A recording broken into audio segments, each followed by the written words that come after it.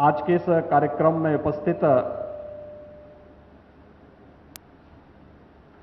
Shri Ramratan Kushwaha ji,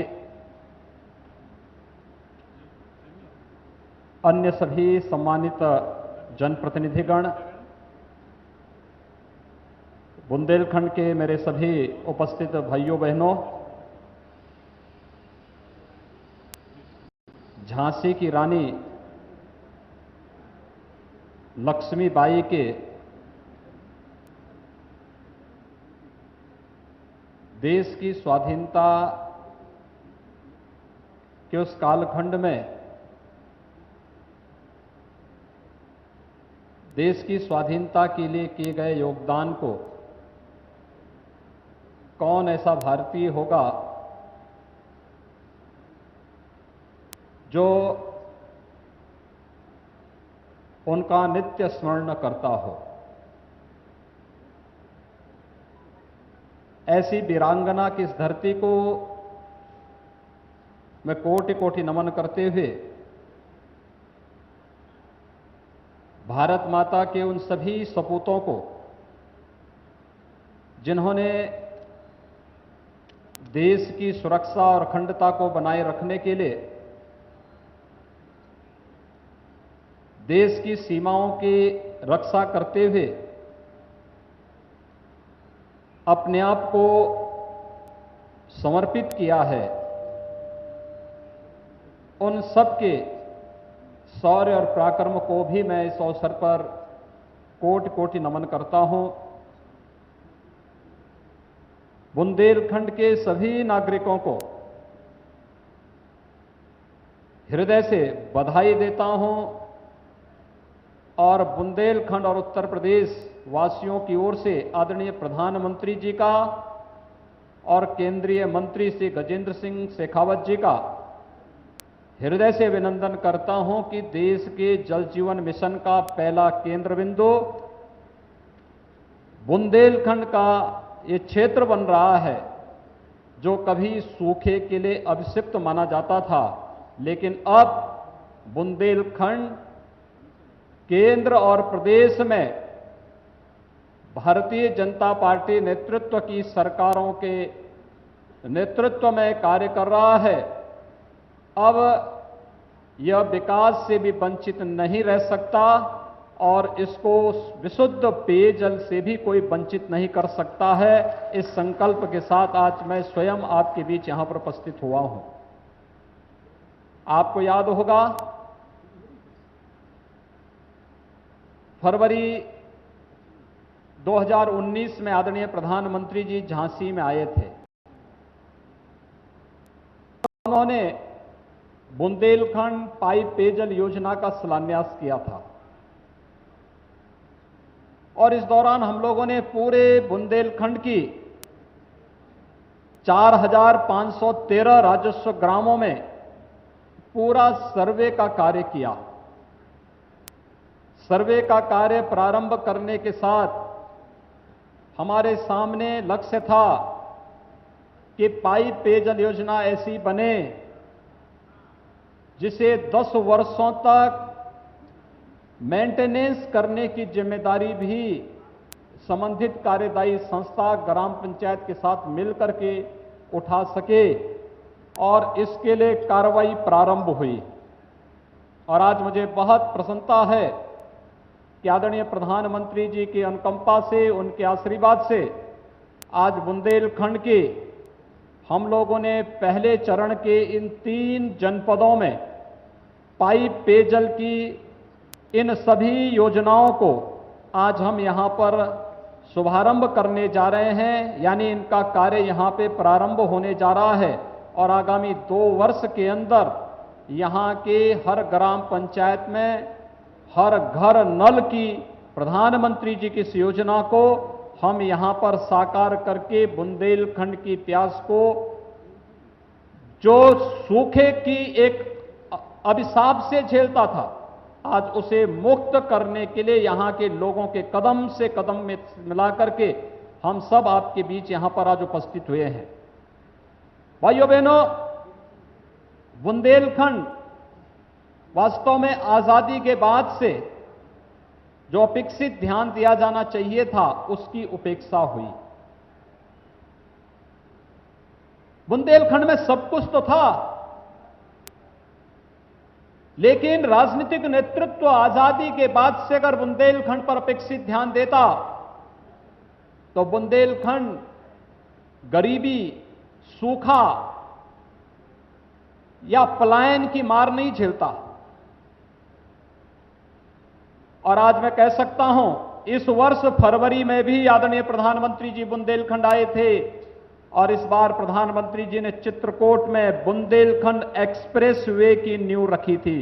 Bundelkhand express way का मतलब बुंदेलखंड के विकास की लाइफलाइन की आधारशिला। डिफेंस कॉरिडोर के भी 2 महत्वपूर्ण नोट बुंदेलखंड को प्रधानमंत्री जी ने दिए हैं। यानी विकास भी होगा, औद्योगिक गलियारा भी बनेगा और साथ साथ बुंदेलखंड में जो तोप बनेगी वह सीमा पर जब जाकर के दुश्मन के दांत खट्टे करेगी तो बुंदेलखंड के नौजवानों की भुजाएं भी फड़कती हुई दिखाई देंगी। यह कार्य भी बुंदेलखंड की धरती से होने वाला है। और तीसरा बड़ा कार्य जो हम आज यहां पर करने जा रहे हैं, जिसका शिलान्यास आदरणीय प्रधानमंत्री जी ने पहले ही किया है, आज इस कार्य के शुभारंभ के लिए हम लोग स्वयं यहां पर उपस्थित हुए हैं इस संकल्प के साथ कि कोरोना संकट है, वैश्विक महामारी है, लेकिन इस संकट में भी हम समाधान का रास्ता निकालने के लिए आए हैं और इस समाधान का रास्ता यही है, हर घर नल की योजना को साकार करना है और इसको धरती पर उतारने के लिए पिछले 1.5 साल से जो कवायद चल रही थी, कार्रवाई चल रही थी, आज वह धरती पर उतर रही है। हम लोग यहां पर 2 वर्ष के अंदर हर घर में नल देने की इस योजना को साकार करने में हमें सफलता प्राप्त हो जाएगी। भाइयों बहनों, वास्तव में यह कार्य पहले भी होना चाहिए था।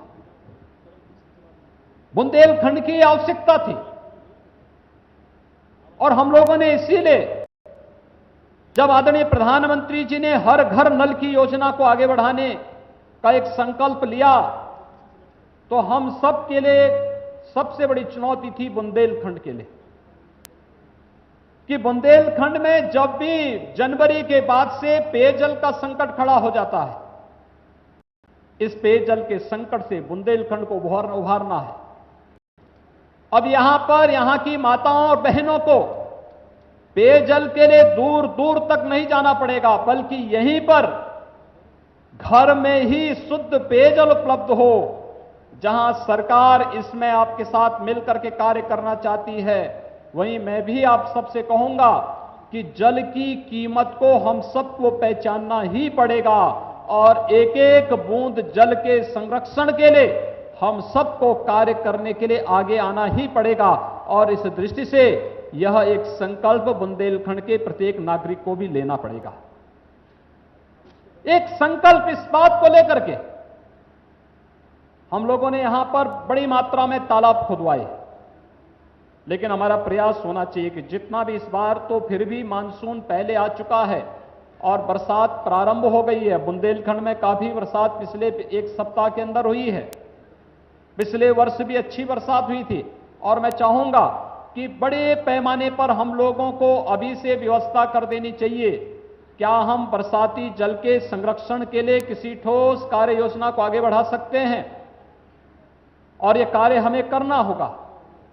रेन वाटर हार्वेस्टिंग की व्यवस्था हमारे घरों की छत में, हमारे आंगन में, हमारे खेतों में, जहां कहीं भी पानी है उसको अगर हम सजो करके संभाल करके रखेंगे, उसका संरक्षण करेंगे, तो यही जल हमारे लिए सोना उगलने का कार्य करेगा। और बुंदेलखंड को इसकी आवश्यकता है। मैं बुंदेलखंड के वासियों का आह्वान करूंगा, हम इस अभियान का हिस्सा बने।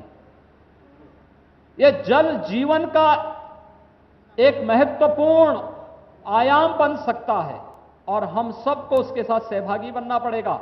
और इस दृष्टि से इस कार्यक्रम को लेकर के आज हम सब आपके बीच आए हैं। मैं जानता था मैं जब पहली बार बुंदेलखंड आया मुख्यमंत्री बनने के बाद, तो बुंदेलखंड के मेरे उस दौरे के समय भी मेरे साथ उस समय प्रदेश सरकार में मंत्री और आज प्रदेश में भारतीय जनता पार्टी के अध्यक्ष श्री स्वतंत्र देव सिंह जी थे। और तब उन्होंने उस समय इस बात को कहा था कि अगर बुंदेलखंड में कुछ अच्छे कार्य हो जाएं तो यहां का भी भाग्य संवर सकता है। अपने शौर्य, अपने पराक्रम, अपने सादगी के लिए जिस बुंदेलखंड को देश और दुनिया में जिसने अपना लोहा मनवाया हो, बुंदेलखंड आजादी के 70 वर्षों के बाद भी उस दुर्व्यवस्था से मुक्त नहीं हो पाया था। इससे पहले बुंदेलखंड में खनन माफिया हावी होकर के यहां के लोगों का शोषण करते थे, अव्यवस्था और अराजकता पैदा करते थे, व्यवस्था को बंधक बनाने का कार्य करते थे। लेकिन आज परिवर्तन हुआ है। पहले दौरे के समय हम लोगों ने कहा था बुंदेलखंड की लाइफलाइन बुंदेलखंड एक्सप्रेसवे बनेगी, और आज मुझे बताते हुए प्रसन्नता है, बुंदेलखंड एक्सप्रेसवे में मिट्टी का काम 40% संपन्न हो चुका है। और बहुत शीघ्र जब बुंदेलखंड एक्सप्रेसवे का कार्य पूरा होगा, उसके दोनों तरफ औद्योगिक गलियारा के साथ साथ defence corridor, defence manufacturing corridor का निर्माण का कार्य युद्ध स्तर पर आगे बढ़ रहा है। लाखों नौजवानों के लिए नौकरी के अवसर लाने के साथ साथ देश की सुरक्षा में आत्मनिर्भरता का केंद्र बिंदु भी बुंदेलखंड बनना है। एक बहुत बड़ा कार्य होगा ये, और उस बड़े कार्य के लिए हम सबको आगे बढ़ना है। भाइयों बहनों, हम आज जिस परिसर में हैं, यहां पर पेयजल का भी कार्य का शुभारंभ हो रहा है, और साथ साथ इस परिसर से सटे हुए परिसर में आपने देखा होगा हमारी सरकार ने एक कार्यक्रम प्रारंभ किया था, और वह था बुंदेलखंड की अन्ना प्रथा के समाधान के लिए, और वह था गौ आश्रय स्थल का। गौ आश्रय स्थल यहां पर आपने देखा होगा कैसे गौ आश्रय स्थल चलते हैं। बुंदेलखंड में ललितपुर जनपद ने तो इसमें एक आदर्श प्रस्तुत किया, और ये हमारी जिम्मेदारी भी बनती है, सरकार सहयोग करेगी। हमने किसानों के लिए भी एक योजना इसमें चलाई है। अगर सभी लोग मिलकर के इस कार्यक्रम को आगे बढ़ाएंगे, अन्ना प्रथा का समाधान भी होगा, पेयजल की समस्या का समाधान भी होगा, बेरोजगारी की समस्या का समाधान भी हो रहा है, और विकास की समस्या का समाधान भी हो रहा है। और इसके बाद अभी यहां पर सिंचाई की जितनी परियोजनाएं छूटी हुई हैं, इन सभी परियोजनाओं को भी समयबद्ध ढंग से आगे बढ़ाने के लिए प्रधानमंत्री कृषि सिंचाई योजना के अंतर्गत हर खेत को पानी पहुंचाने की भी बड़ी कार्य योजना के साथ हम शीघ्र आपके पास आने वाले हैं। और इसलिए भाइयों बहनों, आज जब बुंदेलखंड के जिन 4,513 राजस्व गांवों के लिए योजना बनाने का सर्वे हम लोगों ने प्रारंभ किया था, इसमें से 891 ग्राम पहले से ही पाइप पेयजल योजना से आच्छादित हुए हैं। बाकी जितने शेष ग्राम पंचायत थी 3,622, इन योजनाओं, इन सब के लिए हम लोगों ने एक योजना प्रारंभ की है, और इसमें 10,131.92 करोड़ रुपए का पूरा विस्तृत जो परियोजना रिपोर्ट बनी है वह बुंदेलखंड के लिए बनी है। इतनी बड़ी राशि केवल बुंदेलखंड में पेयजल के लिए केंद्र और प्रदेश सरकार देने जा रही है।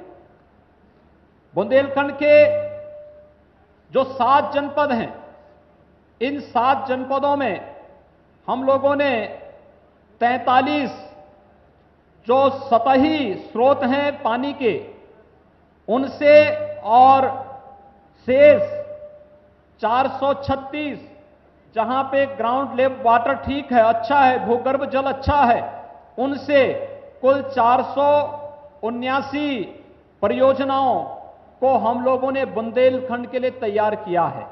और जिसमें आज 3 जनपद ले जा रहे हैं। झांसी जनपद में कुल 644 गांवों को, जिनमें 11,42,249 की आबादी निवास करती है, उन लोगों के लिए 1,627.9 94 करोड़ रुपए की 10 सतही जो स्रोत की पर आधारित परियोजनाएं हैं, वहां आज उसका शिलान्यास का कार्य यहां पर संपन्न हुआ है।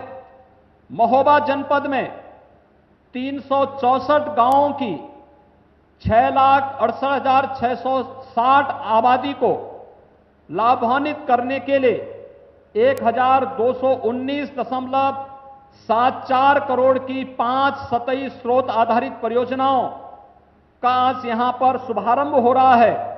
और ललितपुर जनपद में 559 गांवों की 9,87,689 आबादी को लाभान्वित करने के लिए 1,623.47 करोड़ रुपए की 16 सतही स्रोत आधारित 12 भूगर्भ जल स्रोत आधारित परियोजनाओं को आज यहां पर हम लोग इन परियोजनाओं को तैयार किया गया है और इन सब का कार्य का शुभारंभ करने के लिए हम सब आज यहां पर उपस्थित हुए हैं।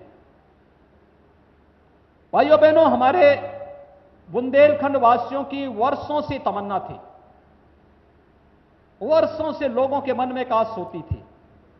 यहां की कहावतें इस रूप में जुड़ गई थी, पानी के साथ जुड़ गई थी। उनके जीवन की कठिनाई को हम पेयजल के भाव के माध्यम से समझ सकते थे, देख सकते थे।